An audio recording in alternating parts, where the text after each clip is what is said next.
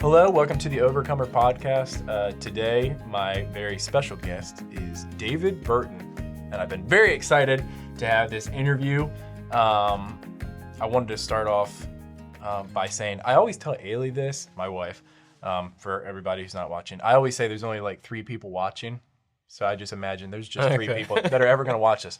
But I know there's probably going to be more. But I've always said to Ailey, you are probably one of the most humble people I know. Okay. And like everyone who talks to you, I've talked to them and they're like, that is just like the most purest guy of just how sweet you are. Okay. And very meek and mild and very easy to get along with. Well, definitely the Lord gets all the credit on that because it's not. I'm sure my sisters would have other stories.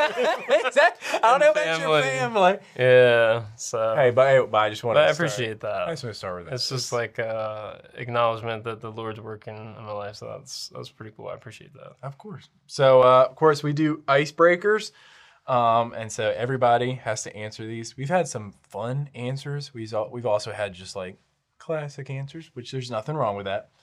So your favorite color? It's definitely blue. It would be more like the sky blue. Ooh. Like of a clear blue day. Yeah. Yeah. I like that. All right. Favorite food? Cheesecake. Cheesecake? Cheesecake. Preferably with cherries on it. Really? Like not like it doesn't come with cherries on it, but you put the cherries. Your own cherries on there. Is there a specific place that has the best? Redner's has a pretty good cheesecake. Yeah. But I like to make my own too. You make your own cheesecake? Yeah, work with that and make it a little more like I like it in that sense. I didn't even know you made cheesecake. Yeah. I haven't gotten cheesecake from you. Well, I guess I have to get it. That's so funny. I didn't even know that. That's hilarious. Favorite memory, which that's a hard one, but yeah. Well, here we go. I'll just put that in with the cheesecake. How about when I cooked that rabbit for you that time? Yes, and then so the cheesecake's gonna come out better than the rabbit. As tough as that cooked was. a rabbit for us. There's a couple other youth kids at the time. It wasn't that bad. It wasn't that. No, you did it right in the oven, didn't you? I did in a frying pan. That's what it was. And kind of parboiled a little bit. Yes. Yeah. And like I thought it tasted like I didn't think rabbit would taste that good. Yeah, I thought it tasted great. It was a little too like I overcooked it. Oh, I think that's a very tough. I know for all you people who are probably not interested in this, but rabbit is a very tough meat. Okay. Like normally, I think they you must boil it in salt water for a long time to like tenderize it. But the way you did it was perfect. And my mom, she's like, we always dredged it, put some flour on and then fry it. So I don't know, like she does pork chops like that, and they're amazing. So. Oh yeah, well see, yours was like more the manly way. Just put it in a pan, cook it, and eat it. Yeah, it's so hopping. You're just putting it in your mouth. So it has the fur and everything on it. That is a good memory. Good choice. Yeah. Good choice. I love that one. It was great hanging with you guys that evening. Yeah, and so we'll just get into background of your life. Where'd you grow up? I grew up in Milton, Delaware. Try to say Milton instead of Milton like we always say. And I grew so our road's Burton Road, right in Milton. Right, you got your own road. It's named after my grandfather, and I guess I would be 5th generation on that farm. Really? So, yeah. That's awesome. Yeah. Burton Road, to have your own road, not many people can say they have that. Yeah, and my dad worked for the state too, so maybe a little, he was able to sway it a little bit, maybe. Yeah, have a little bit of a kickback. Yeah. I like that. Family, how'd you grow up? Who was in your household growing up? So, mom and dad, my mom's name is Betty Burton, my dad, John Burton, and I had 3 sisters, Sarah Burton, or Sarah Cawley now, Sharon Eckenrode, and then my youngest sister is Stacy Fowler. So what are you in the lineage? You're not the baby. I'm number 3. Number 3. Yeah. Okay. Boy, I missed a bunch of girls. Yeah. So it was fun. Well, let's talk about that, of being, what's it like being because I can't relate to that. So lots of Barbies. But I had pretty cool sisters in that sense. Like they were outdoorsy, so like they would join. I remember playing like they would be playing Barbie. I'd take the Barbie Jeep, and as the guy, you just put the Barbie in the Jeep, fling as hard as you can into the hearth, and like the crash dummy advertisements and stuff like that. Yeah. So yeah, and so that kind of sums it up in the sense the destructive where little brother. yeah, essentially. I love that. All right, so you have Probably the ornery little brother too. Yeah. We can all be that. That's Yeah. okay. So out of the 3 girls, which one's your favorite? That's not fair. I'm sorry. I would probably say that I'm the most alike to my second oldest. Really? She actually lives in Pennsylvania and has a horse farm. Gotcha. So, and we actually, as teenagers, we traveled around the country working with Arabian show horses. So, yeah, we kind of bonded. So we're probably more alike. And she's like a tomboy. Yeah. Yeah, she rides horses and does all that kind of stuff. She's cool. Yeah. Yeah, they're all pretty cool, though. You know what? That is true. It's like anyone who knows David, and if you haven't met him, I encourage you very much to meet him and talk to him. But you are just such a very like nice, mild-mannered dude. Like you're so sweet. You're a very calming presence. But you do have a lot like that, showing horses. Not many I didn't actually show horses, but you were there. I wrangled the ornery babies, so. But I mean, who knows that about you? Yeah. Did you I'd rather do that than public speak. That it? We can put that. This is now. Would you consider this a stretching moment doing the podcast? You've done a lot of stuff. It's not too bad now, but if you got me like 8 years ago, I would have been like stressing, moving a lot more than I am now, and probably wanting to run out that door. Yeah. So I remember, of course, so you help out with the youth group. Yeah. You're a youth leader. How long have you been doing that? I think it's 8-9 years. Wow. Something like that. Yeah. I should have had it figured out before I went in here. Don't worry about that. Yeah. That is, and of course you were my youth group leader. Yeah, which was very fun. That was stretching, if I'm honest. That was being with the seniors. Because there's I don't know if you noticed it, you being a youth leader too. You're like, you don't want to ruin the kids. You don't want to give them or lead them astray or anything like that. So there's that stretching moment going from the 8th grade group to the 12th grade because you guys are stepping out into life. So I felt like that was more of a like stretching moment. I don't want to lead you guys astray or be like, that's why I wanted to be, hopefully I was as honest as possible in that group and help you guys instead of like, have a bunch of fluff in there and tell you this is, how it is and it's not really that way. We were always, I can say for me and a lot of my friends who are also in that group we were all very excited to have you as our small group leader. Okay. You were very fun, even though we would laugh most of the time. Yeah. Just because funny things would happen or, maybe you couldn't hear what we said. Right, because I have a hearing problem. So that is true. That is a running... But I will laugh with you on that one because that is a running joke. And it's just because you've worked around a lot of equipment. Yeah, and just loud. Fell on my head when I was 4. That might do I'm it too. Not sure exactly what the cause is, but yeah. When I went to the audiologist, she's like, that's pretty significant as far as your hearing loss. And so, yeah. Do you think, so this is something, you talk very like soft. You're very soft spoken. Right. Before the head injury, when you were 4, would you talk super loud? I don't really completely remember. I have to ask my sisters. You were just terrible. Loud. You were so loud. Yeah. They probably pushed you. Probably. We were just trying to stop it. To clarify that, I was actually helping them take stuff down the basement stairs of my aunt's house when I fell. Oh my goodness. Yeah, and it's just like you get caught up in what you're carrying and How I didn't know how to fall then. You were 4? Yeah. So I still got like a goose egg on one side of the head. But so we're not sure like what caused the hearing loss completely, but definitely recommend wearing hearing muff or ear muffs for protection. Yeah. And all that stuff when you're using heavy equipment and stuff like that. Yeah. Awesome. Yeah, or anything loud, really. Yeah, it's true. I know I need to do it. That's very convicting to me because we just on the farm we never did that. So like my nephew now or my nieces were like, get the hearing muffs on. I know, even though it's not fun. I know it's like you don't want to be that person, but also it's like it's going to save you down the road. Yeah, for sure. So we talked a little bit before we started the podcast, but what did you want to be when you grew up? So that changed a little bit. I remember at 5th grade strongly wanting to be an ornithologist. And why I remember that so well is I did a DARE essay, and I was a complete nerd in 5th grade, glasses, braces, just in the books.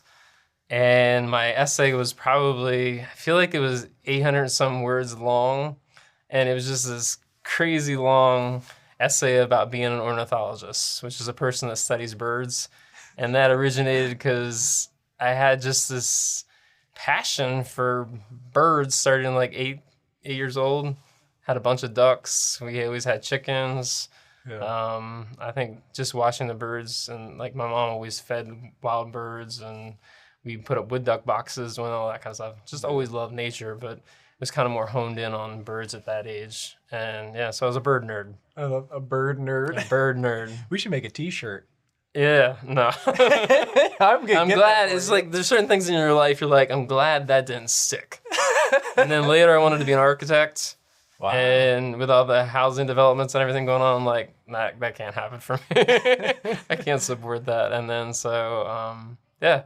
So I'm a farmer like my dad, my grandfather. Yeah. So yeah, that's kind of what stuck. If you could go into that, because you do farming, but then you also have a very something that not a lot of people do with greenhouses. Right. So if horticulture aspects. Yeah. So if you could talk about that. So I started that in 2006. Like, it's been so long. I was gonna say 2026 or something. But anyways, it's been so long. And the whole origin of that business was actually a native plant business, and it just didn't have the sales. They weren't landing like they needed to. So I added vegetable plants, and then eventually we started one of our top selling plants is Sun Patience. It's just an annual plant that's a hybrid of a New Guinea impatient and a wild type impatient.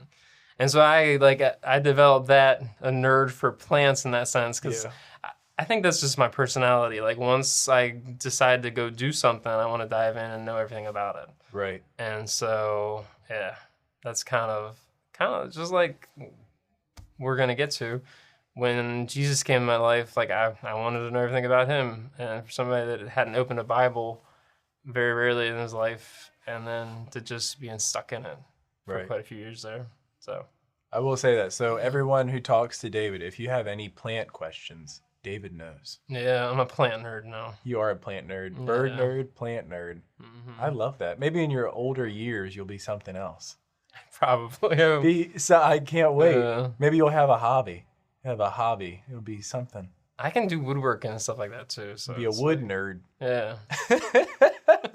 I love that so much. Yeah. So just like how you just... And we're going to go moose hunting and all that kind of stuff. Oh, I wish. You know. One day. Yeah, if we have the money for it, we'll go. Get there. We'll go do that if I make it big. So then, yeah, just like kind of how you already started.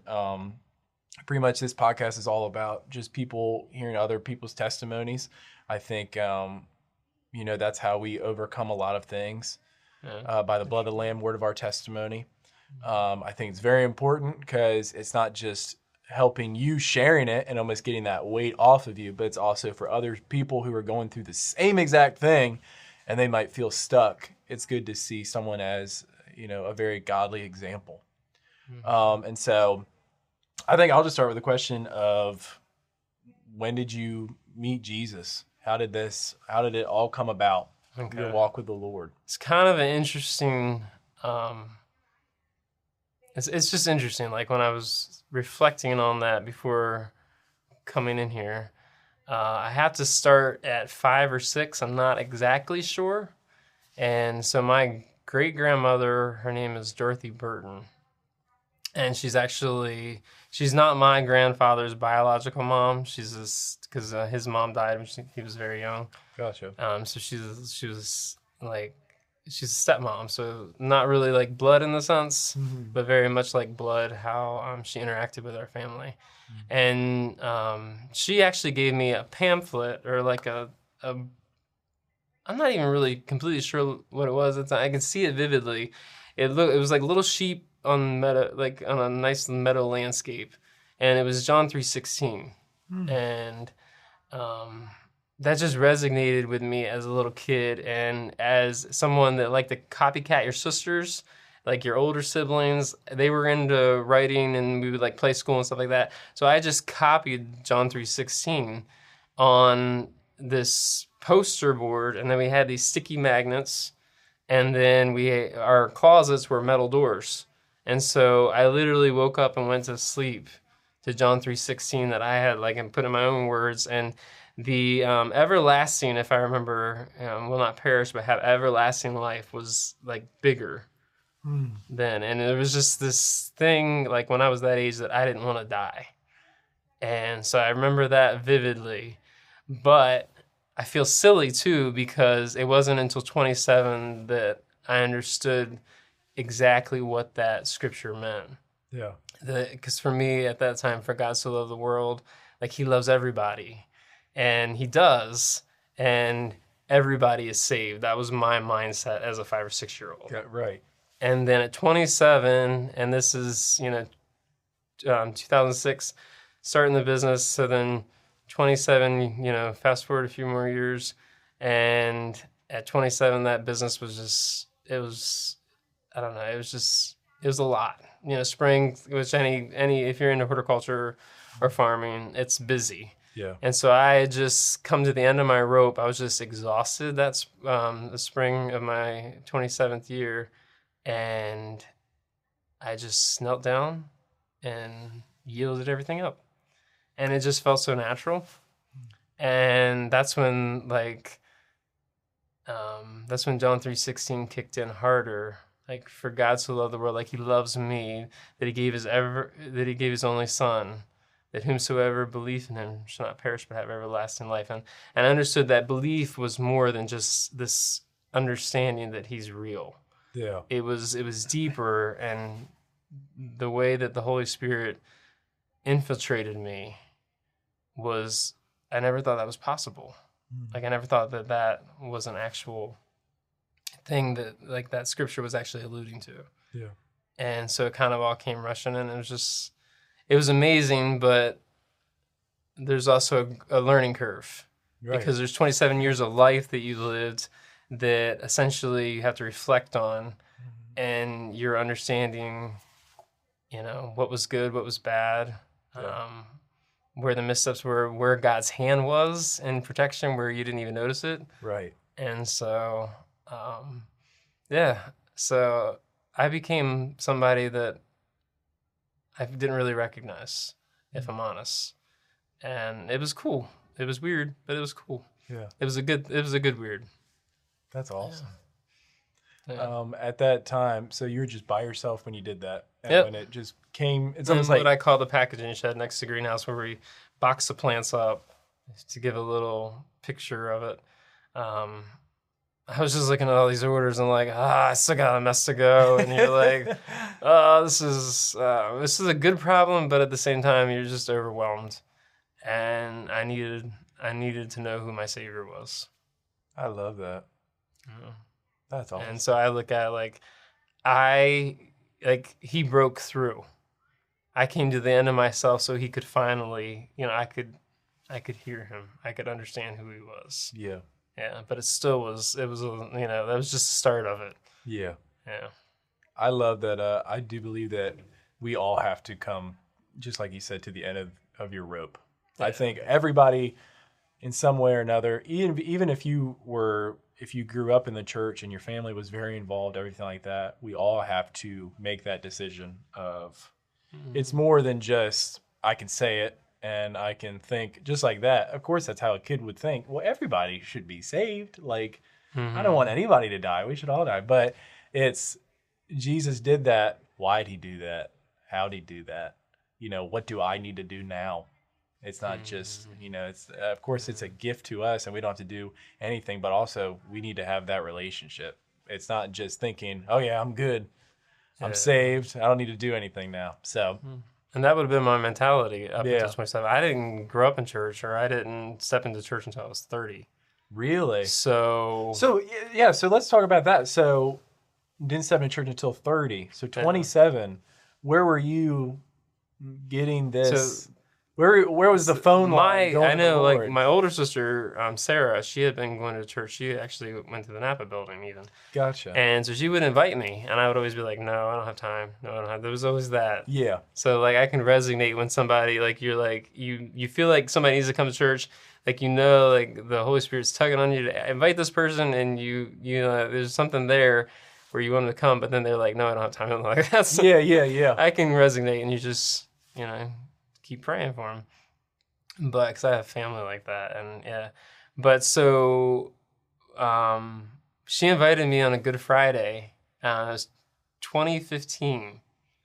And it just clicked. Everything just, it just when the Spirit's in you, and like at the only way I can describe it is he knew I needed to learn. He knew I needed to come to a place like this and connect with the right people with fellowship, so that I could be grown up.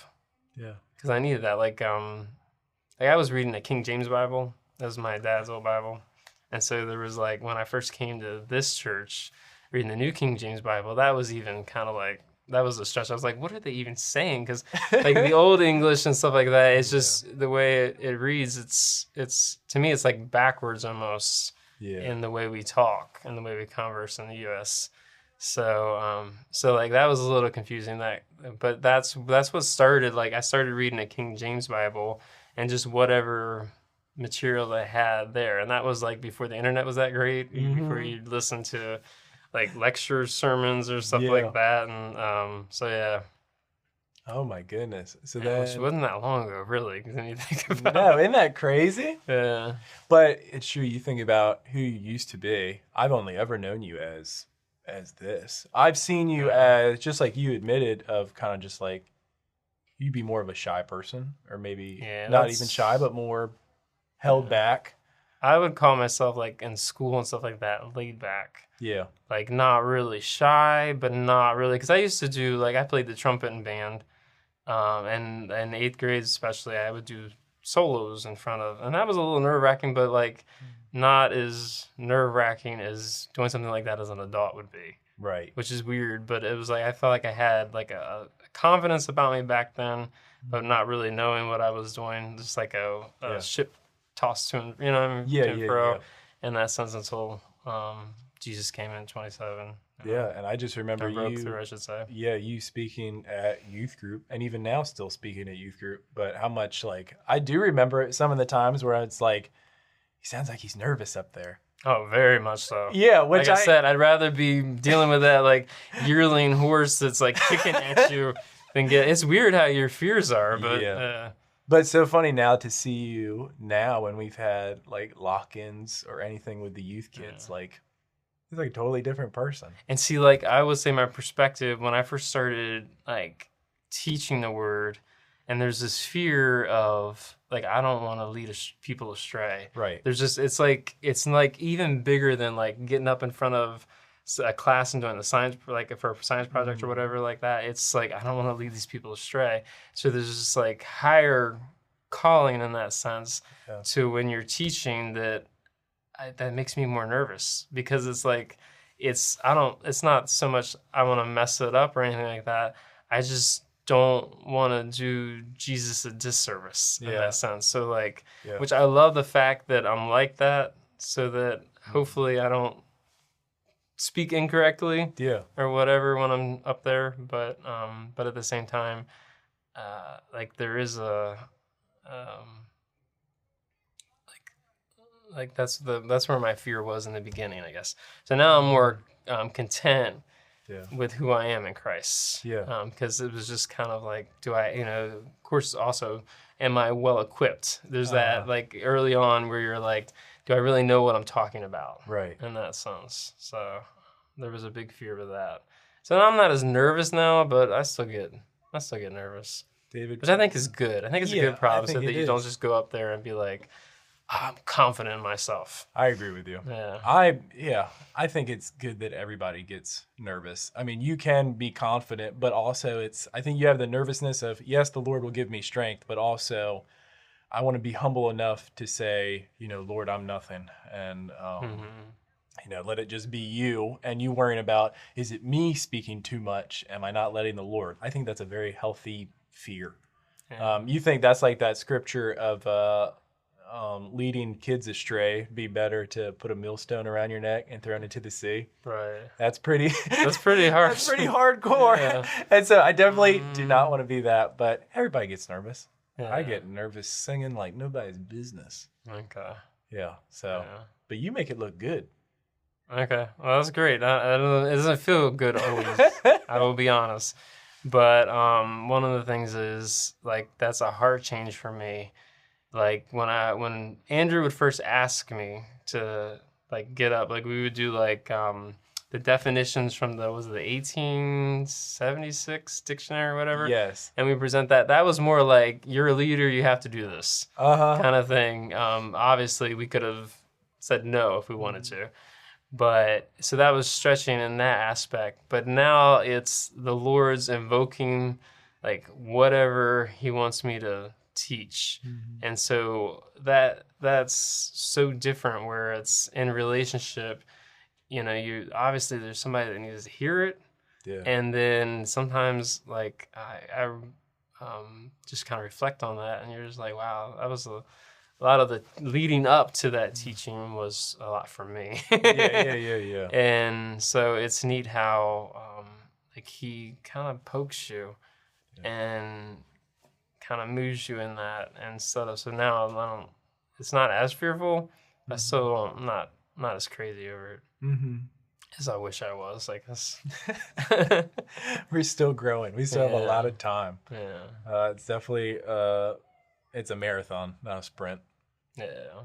For sure. I will say, like, of course, I've been with you with youth group. Now, me and Ailey are leaders at youth group with you, alongside you. So that's a tearjerker.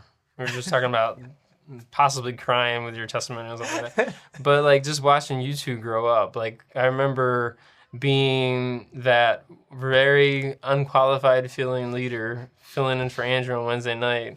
And you guys coming in there, it was you, Ailey, and JT. I think it was 3 kids, and I was like trying to seek you guys to help me like run this Bible study. I do remember that and being overly nervous, and then to see where the Lord has grown you has been such a blessing. I think that's the best part about serving a youth group. I don't know if you can agree with that, but like now that it leads 6th graders, and you let them talk.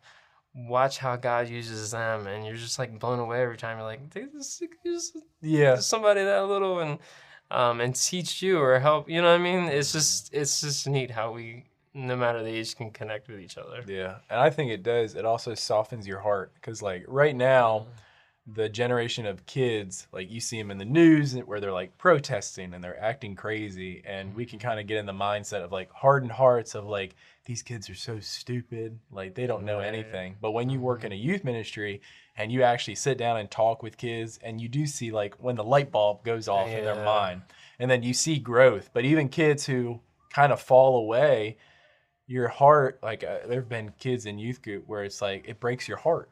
Yeah, it does. Because it's like, I know for me, I know how helpful youth group was, how Andrew, Aaron, all these people, leaders come around us, how much it has impacted my life. I don't think I'd be where I am now if it wasn't for all of that. And so, of course, we want to give that to kids. And so, life gets in the way of kids' lives and all that. So it does soften your heart to just be like, oh man, they're missing out right now. Right. But it's okay because, we might just be planting the seed. You know? We might be planting it, might be watering it. No matter what, the Lord is going to. And I've had some return too. That's the beauty. Of it. And I don't know if you've experienced that or not too, but like somebody you're like praying and just praying for, and you're like, you don't really see the fruit immediately. Yeah. And then you have this just deep talk with them later on. You're like, God, you're just amazing. Yeah. Like, because I can't, like anything that you've experienced, you've grown in, like none of us leaders can say that was us. Yeah. Right. And that's the beauty of it, how God just infiltrates us. Right. And changes the whole dynamic. And I don't know. I'm in awe. just having served youth group for those years. But the thing of it is I almost said no because it was scary. And then you look back and you're like, if I had said no to that, like, it's just all those moments, all those little brothers I wouldn't have. Right. And yeah, that's saying no to a lot. And so I'm thankful that he kept prodding me and kept pushing me that way, even though, like, I remember the first night setting up dodgeball, because I hadn't played dodgeball in I don't know how long. I remember my hands shaking, like, trying to get this, and then wasn't long, Andrew was like, can you run the dodgeball? Like, and stuff like that. But then that was a growing phase for me, too. Yeah. I love that. A memory that really sticks out to me is on our senior trip, we went to California. Yep. You were there. We went to Temple Crag in California, which is a hike, a mountain. It's a weird word, Temple Crag, but it was very fun. But I remember, I think you were over at a rock spot, and it's pretty much just a rock scramble. There's rocks everywhere. And I remember you were on top of this rock. I don't know how high you were. It was more than 4. I want to say it was like 5 foot, 6 foot, but you just jumped off. I was high up on the rock. Yes. Let's clarify that. Yes. And you jumped off it and just no problem at all. And then we just kept walking. I don't remember that. I know you might not remember that. I remember jumping over was that like the stream? Yes. Okay, yeah. Yes. But I remember saying Ailey, I was like, Ailey, like David can move. I was like, I don't even think I could do that. Like, you did it though. Didn't you? I'm just a kid. You just went back and forth. No, I'm saying, not calling you old David, but I'm saying you are. I get what you mean. Yeah. Your body's in tip-top shape. It's all the work you do. Yeah. But that was like a very fun experience because, of course, like in your 30s, of like, I don't know, a 30-year-old that could do that. Okay. That could just jump. And so I've always even as a little kid, I was like running through the woods like. See, I love that. Horse. I love it. Well, I mean, I constantly just run or jog places. I agree. I'm with you. I think that's how the Lord made our bodies. I think when we sit too much, that's when we get hurt, and that's when things that happen. Was for me. That trip was awesome. Just connecting with you guys on a different level. Yeah. And kind of being out there in nature, seeing stuff we've never seen before. It was awesome. Saw the mountain lion. Yep, that was awesome. Never seen that before. I do want to get into you have background with someone, of course, here at church, but old Andrew. Yep. So how'd you meet Andrew?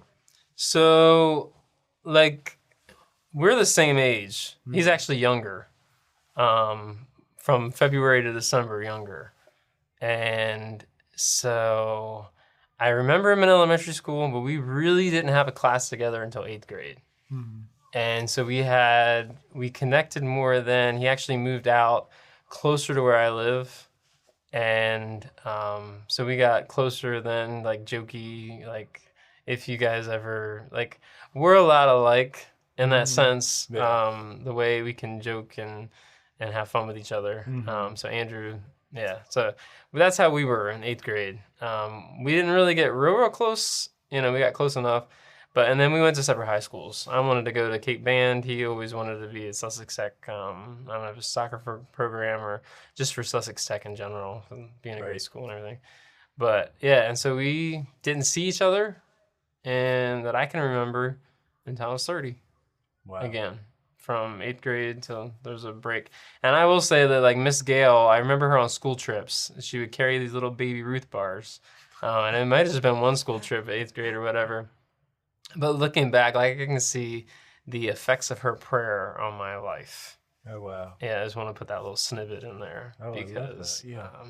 It was she's just one of those people that I can remember back then. And I actually went to Pastor Rick's house, Pastor Rick and Gail's house for a school project, and had little glimpses of the future in a sense. Mm-hmm. And one of the fondest memories I have of Pastor Rick in that era was we were doing the project. It was a history project, and him and Aaron were on a couch watching the end credits of Bug's Life or something like that. And why I loved it is just being a dad for Aaron. Like, I had that picture of he was just spending time with him, and looking back, it's just it's you can say it paid off for sure. Yeah. Like how he raises boys and stuff like that. And so had that little glimpse, and then didn't really reconnect with him until 30.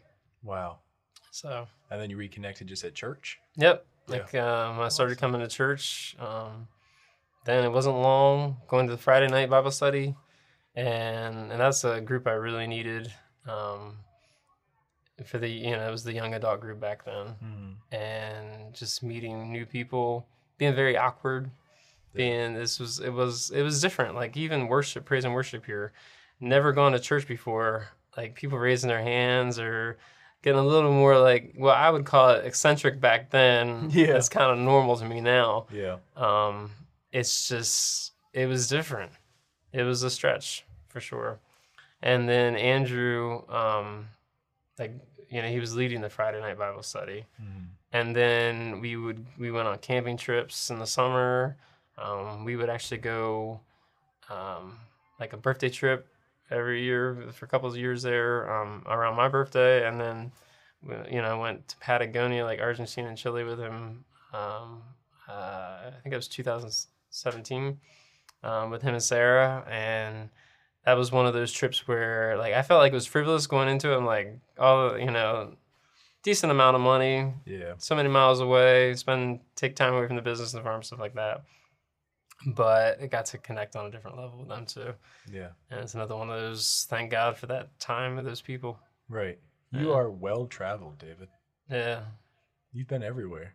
It's been a blessing. Yeah. It has been. How the Lord has taken you 2020 going to Kenya, that was another. Yeah. Yeah. That was another. It was awesome. When you're like, when God is behind you and wanting you to go to these places, and then just the people you interact with. Like I remember the Pokot tribe, which is in northern Kenya, and back in 2020, there's these elephants in the distance, and these two guys, total strangers, one arm on the side of me and the other guy was on the other side, and we were just having this moment with the elephants. We didn't know what either one of us, we didn't know what each other was speaking, because they speak Swahili or a variation of it. And yeah, it's just a neat memory from that era. But so think about that. The way God, like, even though we can't communicate, we communicated just being around each other, being in awe of God's creation. Yeah. Looking back on your 8-year-old self and then thinking all the things you've done now and opportunities where the Lord has. Yeah. Totally. See, without him, it would have never happened. Yeah. It would have never, Isn't that saying? That's a beautiful testimony. It is. I'll say, not to close all the way, but just a thought or advice you might have for, like, talking about you of, like, being nervous and speaking and being stretched. There are a lot of course, youth kids, they talk to you, but they don't see, like, what you were before.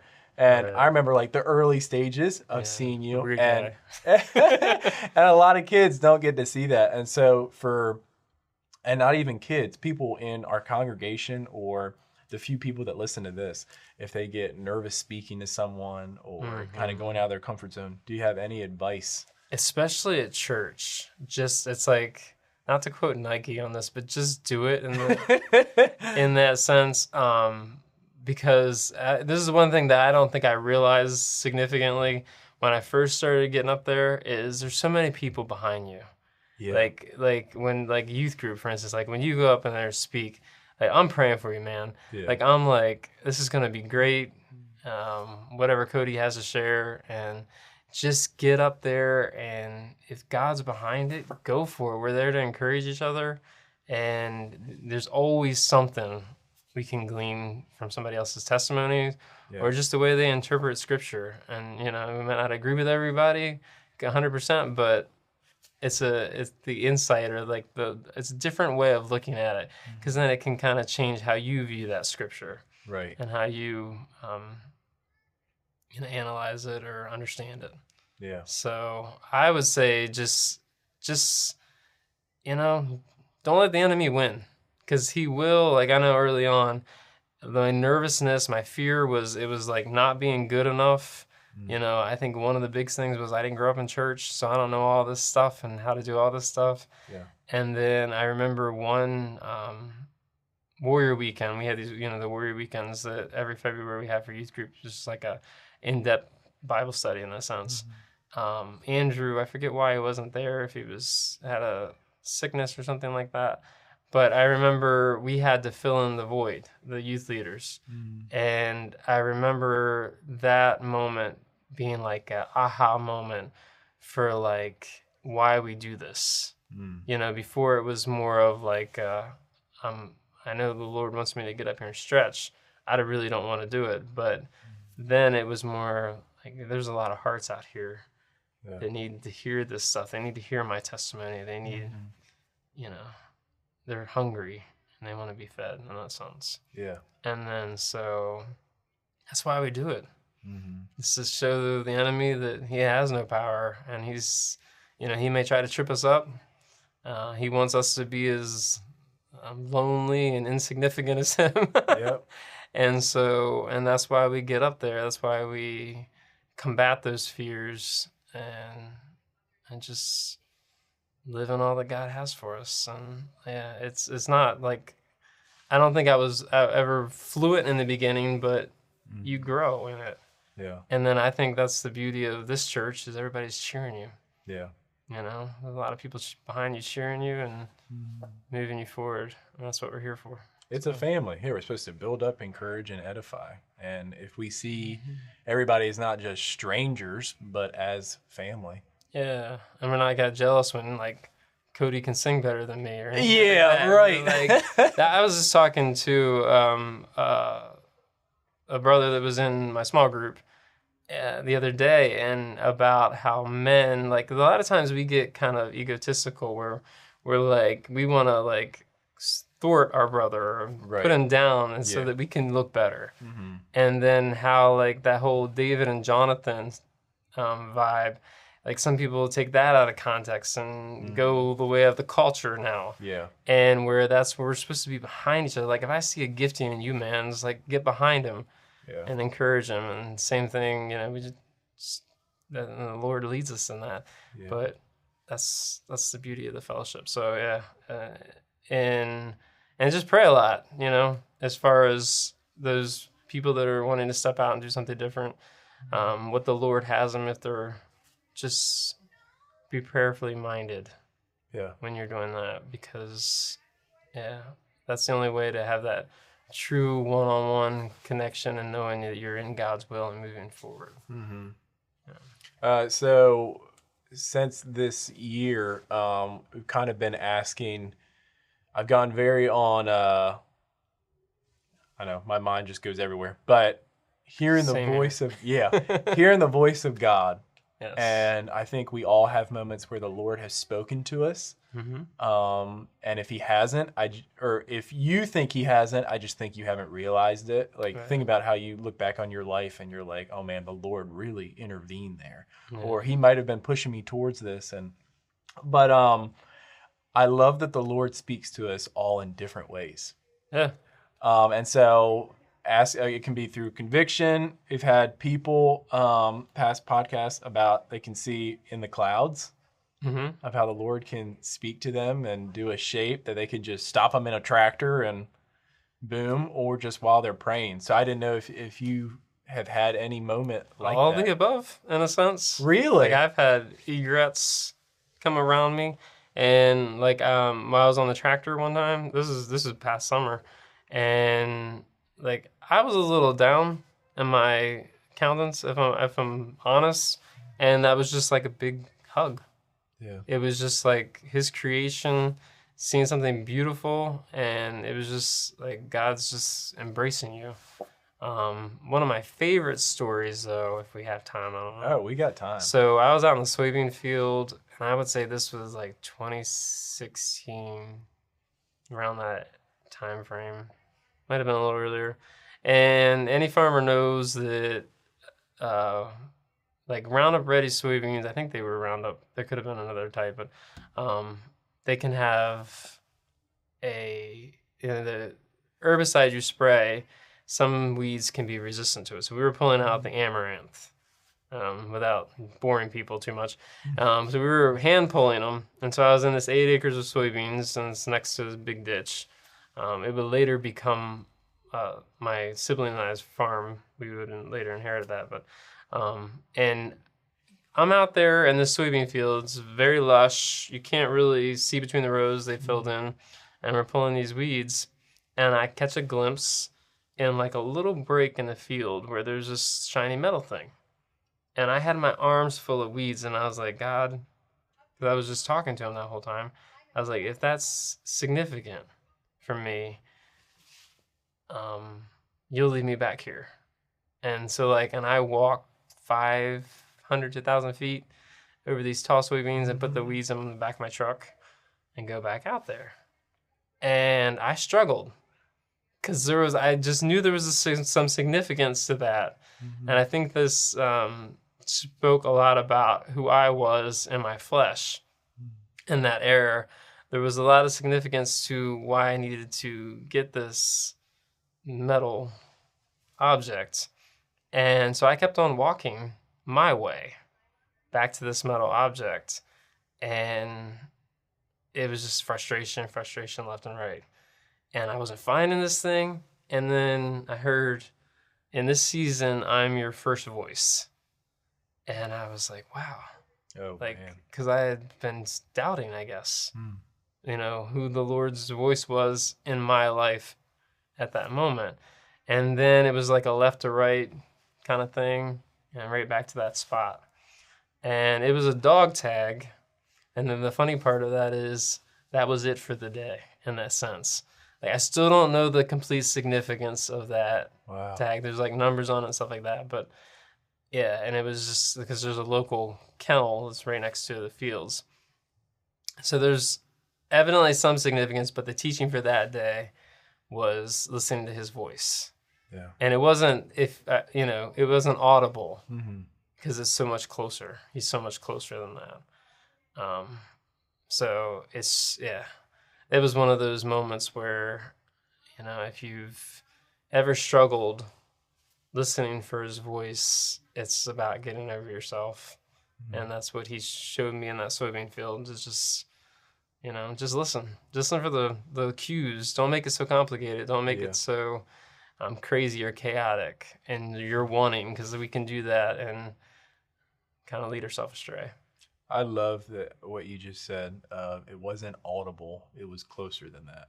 Yeah, because that's one thing I don't think I realized early on. I thought when people say you're listening to God, you're like, well, where is he? Where is he talking like that? Yeah. But he doesn't speak like you would be talking to me for the most part. I mean, there's times where you may feel like it's audible, where he's like, hey, don't do this.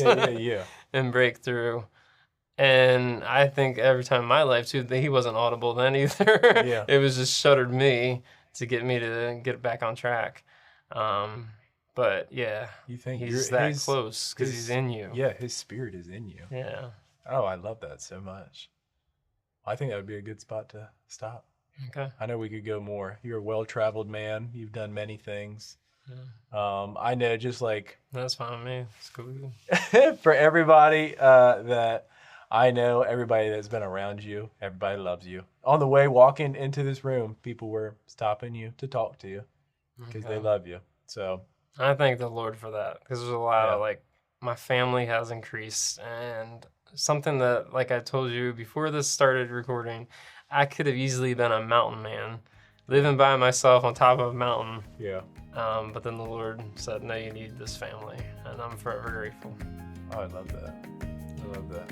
Well, all right. Well, thank you so much for listening, and we'll see you next time.